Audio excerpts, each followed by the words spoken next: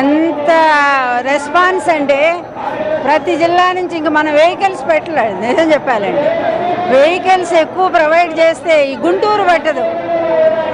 వాళ్ళకి అధికారం ఉండొచ్చు, అధికారాన్ని దుర్వినియోగం చేసుకుంటూ కోట్లాది రూపాయలు ఖర్చు పెడుతున్నారు. అయినా లక్షల మందిని సేకరిస్తామంటున్నారు. అది అసలు రామని అంటున్నారు. పల్లెటూళ్ళు మా భూములు లాక్కొని మా మీద పెత్తనం చేస్తూ మా డబ్బుతో దేశాలన్నీ తిరిగి వస్తున్న ఈ గవర్నమెంట్కు బుద్ధి చెప్పాలని చెప్పి రైతులంతా కూడా చాలా తీవ్రమైన అసంతృప్తితో ఉన్నారు, చాలా బాధలో ఉన్నారు.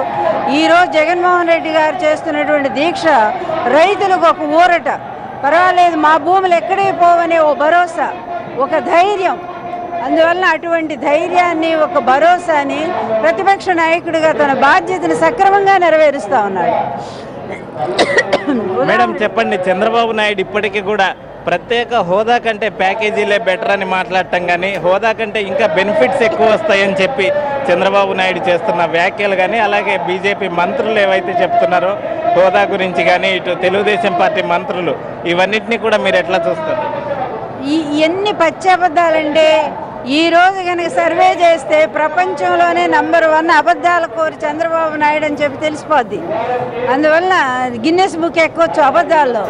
ఎలక్షన్ ముందు ఒక అజెండా, తర్వాత ఏమో మరో అజెండా అన్నట్టుగా మాట్లాడుతున్నారు. ఈయన మిత్రపక్షాలు అందరూ కలిసి కూడా దారుణంగా మోసం చేస్తున్నారు. ఆఖరి బీజేపీ మేనిఫెస్టోలో కూడా ప్రత్యేక హోదా అనేది చేర్చడం జరిగింది.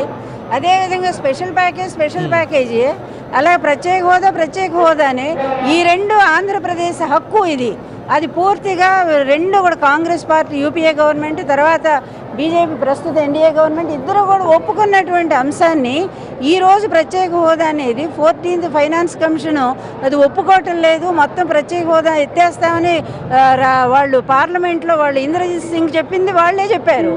ఈరోజు మళ్ళీ వాళ్ళే మాట్లాడుతున్నారు.